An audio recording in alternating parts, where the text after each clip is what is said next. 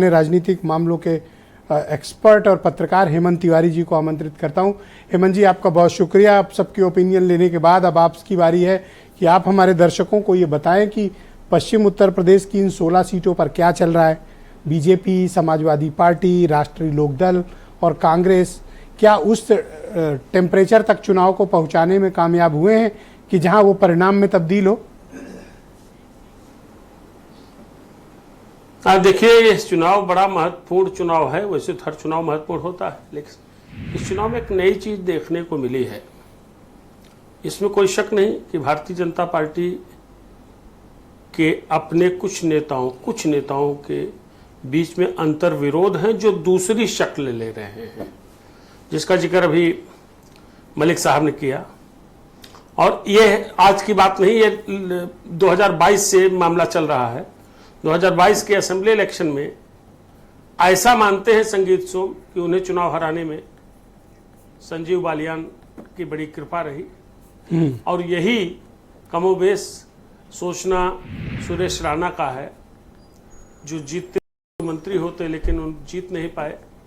संजीव बालियान और कहीं न कहीं प्रदीप चौधरी से भी, जो कैराना के मौजूदा सांसद हैं, उनसे भी उनकी थोड़ी सी रफ्त जब्त नहीं है। संजोग देखिए कि संगीत सोम और सुरेश राणा एक जात से आते हैं, इसलिए इन सारी बातों को जो ठाकुरों की नाराजगी बताई जा रही है उससे भी जोड़ करके देखा जा रहा है। ये सच है।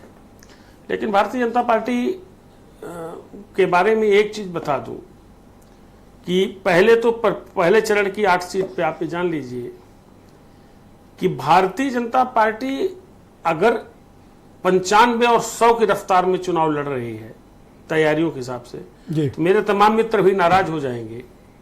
अपोजिशन 10 से 15 की स्पीड में दौड़ रहा है। मैं इलेक्शन प्रिपरेशंस की एक कॉन्स्टिट्यूंसी की बात बता रहा हूं। इंडिविजुअल कैंडिडेट्स लड़ रहे हैं। पार्टी की ओर से आपने खुद मेंशन किया कि 17 तारीख को आखिरी प्रचार है, 17 की शाम को, 19 को वोटिंग है। अपोजिशन का कोई एक नेता बता दीजिए जो वेस्टर्न यूपी की इन 8 सीटों के प्रचार में अभी तक गया होगा। नहीं, कोई नहीं गया। समाजवादी पार्टी के सबसे बड़े नेता, राष्ट्रीय अध्यक्ष कल पहली बार निकल रहे हैं, और वो भी पीलीभीत से निकल रहे हैं।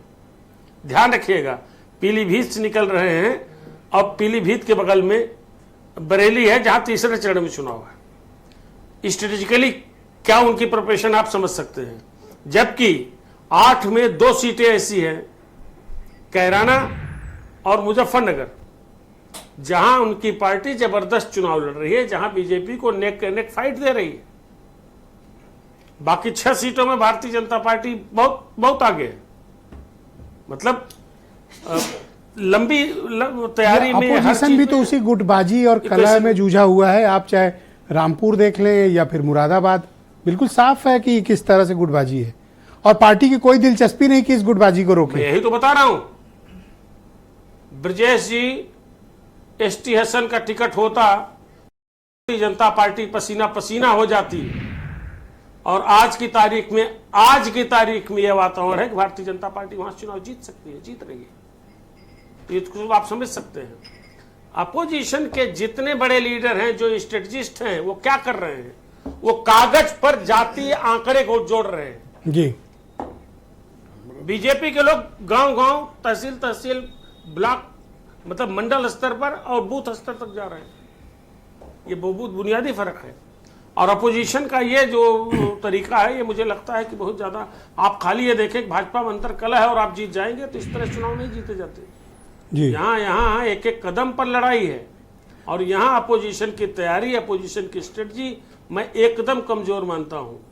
आप जिस सहारनपुर की बात बार बार करते हैं लोग, इमरान मसूद वाले सहारनपुर की, आप वहां का परिणाम आने दीजिए, आप देखिए क्या परिणाम होता।